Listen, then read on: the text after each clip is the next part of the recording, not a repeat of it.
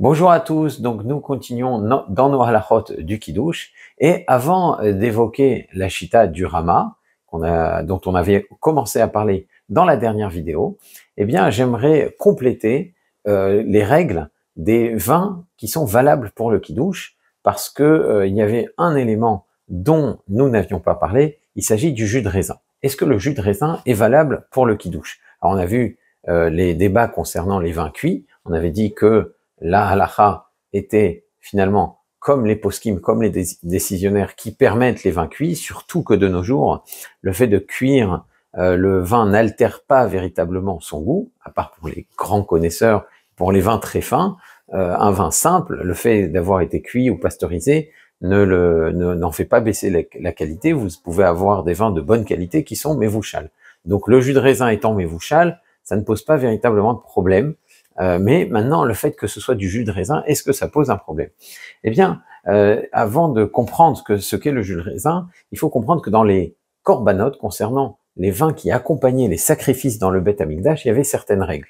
Donc, comme chaque sacrifice, chaque korban devait être accompagné de nesachim, de libations. Les libations, c'était une certaine quantité d'huile, une certaine quantité de semoule, comme c'est décrit dans la paracha de Shelach Lecha, et une certaine quantité de vin. Et donc ces nesachim, ces offrandes accompagnaient les korbanot et leur quantité variait en fonction de l'animal apporté. Et ce n'est pas n'importe quel vin qui pouvait être apporté au Beth Amikdash. Par exemple, les vins cuits ne pouvaient pas servir de nesachim. Néanmoins, on tranche comme les décisionnaires qui, malgré le fait qu'on ne pouvait pas utiliser ces vins pour les nesachim, peuvent être utilisés pour le kiddush, pour les mitzvot qui doivent être accompagnés, les brachot qui doivent être accompagnés d'un verre de vin. Alors qu'en est-il du jus de raisin? Eh bien, on dit dans la Masechet Baba Batra, Rabba dit qu'on a le droit de presser des raisins juste avant Shabbat et d'utiliser ce jus de raisin pour le kiddush de Shabbat. Alors pourquoi il dit cela? Qu'est-ce qui lui permet d'affirmer cela? C'est que concernant les nesachim, concernant les libations qui accompagnaient les korbanot, la demande d'éviter d'apporter du vin, du jus qui vient d'être pressé. Les chatechila, a priori, on ne devrait pas apporter de jus de raisin pour les nesachim, pour accompagner les korbanot, pour accompagner les sacrifices. Mais si on l'a fait, si on a apporté du jus de raisin pour accompagner le korban, eh bien, les nesachim, les libations sont considérées valables et le korban est valable.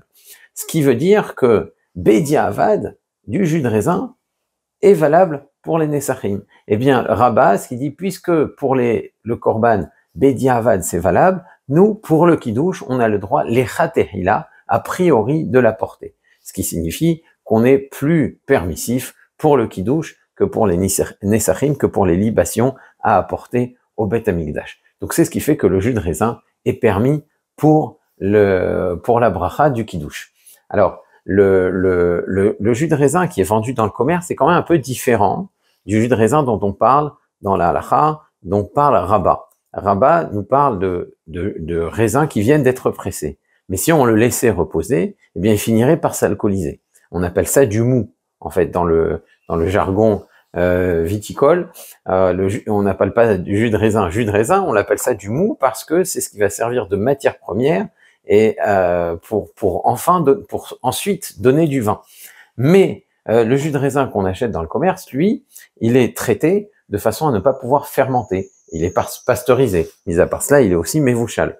Donc le Béher Moshe, pour cette raison, recommande de ne pas utiliser le jus de raisin pour le kiddush. Ça veut dire que même si le vin qui vient d'être pressé, les raisins qui viennent d'être pressés, le jus est parfaitement permis pour le kiddush, c'est comme ça que c'est tranché dans le Shulchan Aruch. Le Béher Moshe dit que c'est pas sûr que cela s'applique pour nos jus de raisin qui, eux, ne pourront pas fermenter, ne donneront jamais de vin. C'est pas du mou. Ce qu'on achète, c'est du jus de raisin. C'est différent.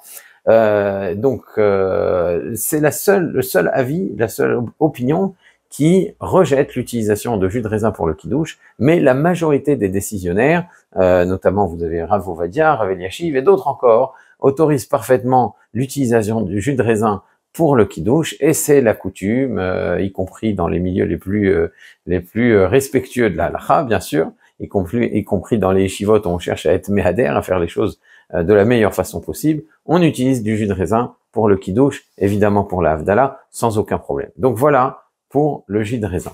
Donc on avait vu la dernière fois que Beth Hillel recommandait donc de dire le kiddush avant la Netilat Yadayim, et c'était ce qui était tranché par le Shulchan Aruch dans la halakha, et on tranchait même comme la Gemara dans Masechet Psachim qui dit que si par inadvertance on s'est lavé les mains pour la Netilat Yadayim avant le kiddush, eh bien ça voudrait dire Galé Darte des Riftach Avivale, qu'on a dévoilé sa pensée, qu'on a montré qu'on préférait le pain, et que pour cette raison, on devrait dorénavant réciter le kiddush. Pour cette fois-ci, en tout cas, réciter le kiddush sur le pain et non sur le vin. On avait vu comment réciter le kiddush sur le pain. Donc puisqu'on a fait Netilat Yadayim, ou si on n'a pas de vin, alors on fait Netilat Yadayim, et puis on récite Vayichulu, on prend on prend les chalotes, on prend les pains, on dit Hamotzi lechem min haaretz, après avoir dit Vayichulu,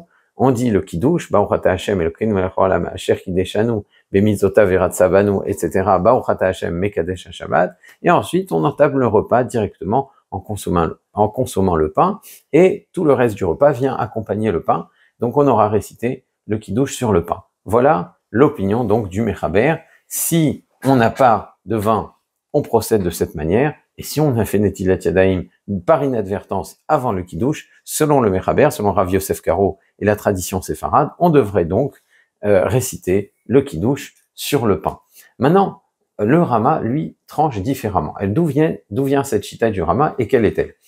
En fait, elle vient de l'opinion de Rabbeinu Asher. Rabbeinu Asher Bar Yechiel, qui est un élève du Maharam de Rothenburg, qui s'est exilé d'Allemagne pour arriver en Espagne. Donc c'est une sorte de personnage synthèse, un décisionnaire qui fait la synthèse entre la tradition française et allemande, des communautés juives françaises et allemandes, des Baal et Tosafot, et la tradition séfarade qu'il a rencontrée en arrivant en Espagne. C'était un grand ami du Rashba, du Rav Shlomo Ben Aderet, le Hav Beddin de Barcelone, et c'est un décisionnaire qui fait autorité dans le Shulchan Aruch. C'est un des 3 piliers de la halakha pour le Rav Yosef Karo. Alors Rabbeinu Asher, lui, pense qu'on devrait procéder à la Netilat Yadayim, se laver les mains pour la Netilat Yadayim avant le kiddush sur le vin, et qu'on pourrait, après Netilat Yadayim, faire le kiddush sur le vin.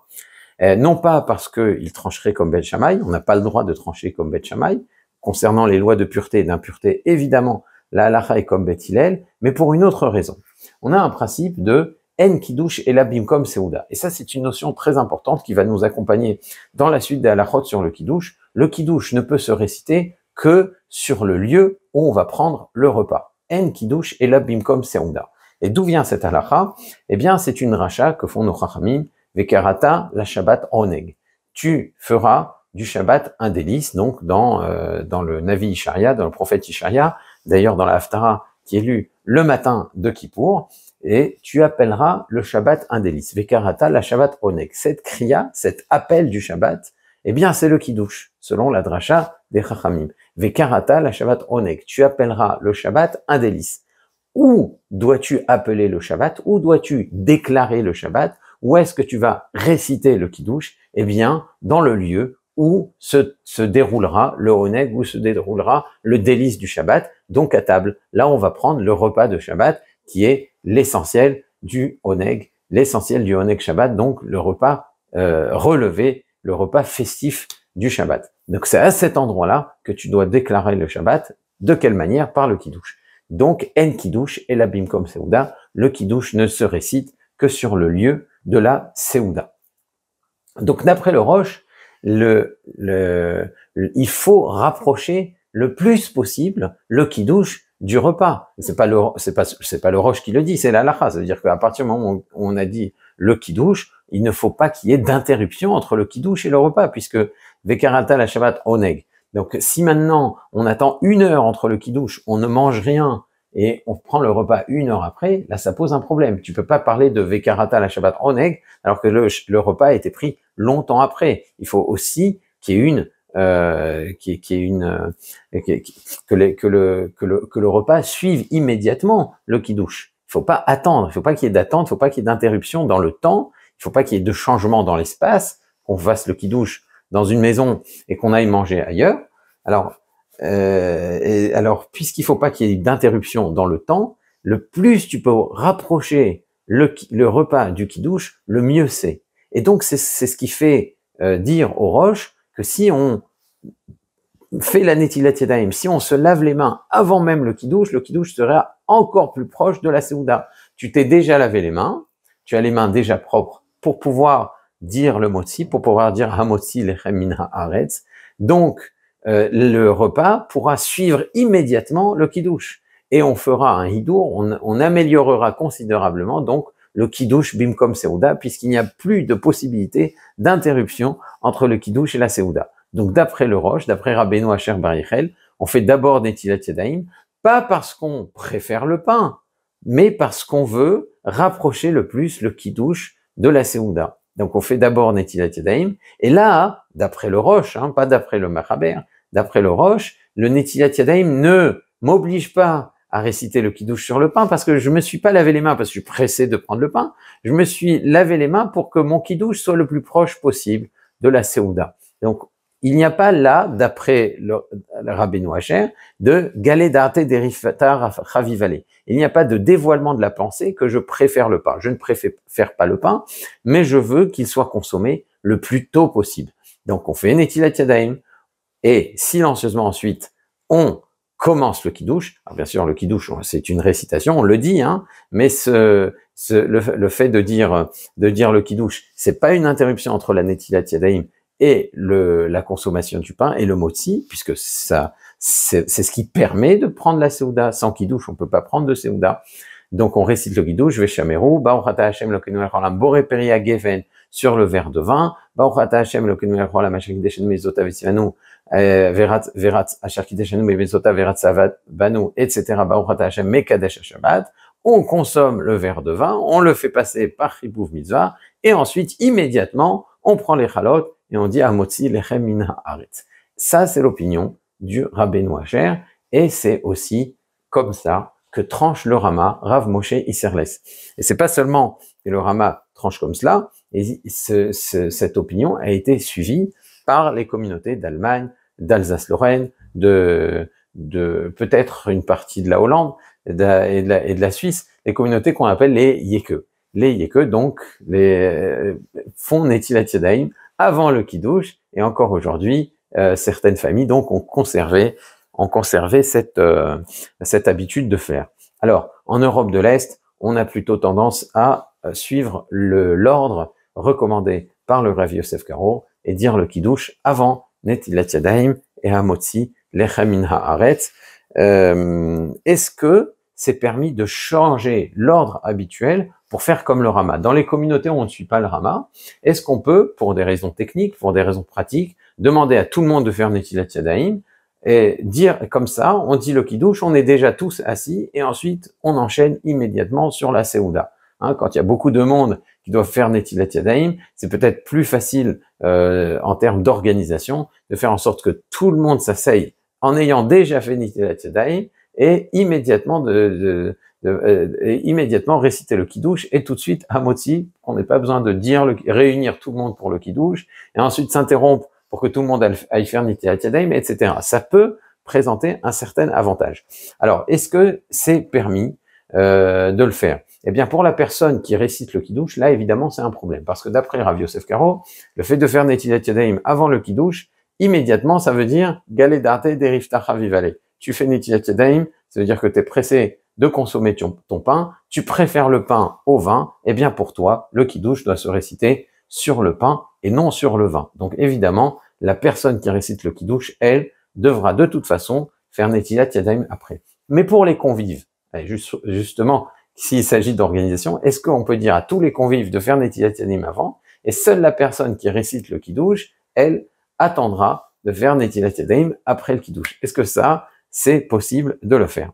Eh bien, d'après le Mishnah Berurah, c'est possible, on est en droit de le faire, donc il y a cette possibilité, mais le Kaf HaChaim, il dit qu'on ne devrait pas changer l'ordre. Alors certainement qu'il y a l'influence de la Kabbalah, l'influence du Hari Akadosh là-dedans, qui estime que chaque changement d'ordre, ça peut poser un problème. Donc d'après le Kaf HaChaim, on ne change pas l'ordre.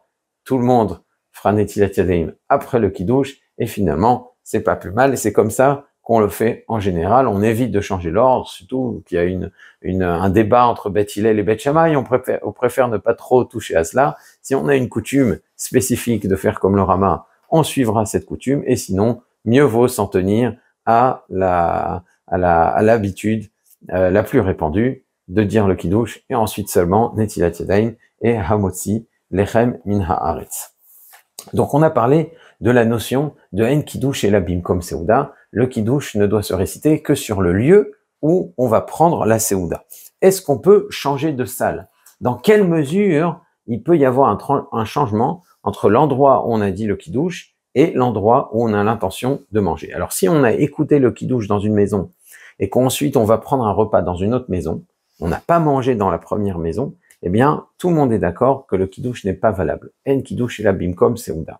Si on a récité le Kiddush d'un côté de la salle et ensuite on va prendre le repas d'un autre côté de la salle, par exemple, on s'est assis dans le salon, on a voulu prendre un apéritif, on a commencé par un Kiddush là-bas, et on a entendu le Kiddush là-bas, et sans manger, quelques temps après, sans manger, immédiatement, on veut dire quelques instants après, on passe à table, eh bien, dans ce cas-là, si l'interruption dans le temps n'est pas excessive, qu'on peut dire que la dynamique, elle est de soi, et qu'on est dans la même salle, dans la même pièce, là, tout le monde est d'accord que là, on peut encore parler de Kiddush Bimkom Seuda et que le Kiddush est valable. Donc, même si on n'a rien consommé dans le salon, et qu'ensuite on se met à table dans la salle à manger, qui est dans la même salle, eh bien, on peut parler de Kiddush Bimkom Seuda et le Kiddush est valable. Si maintenant on change de pièce,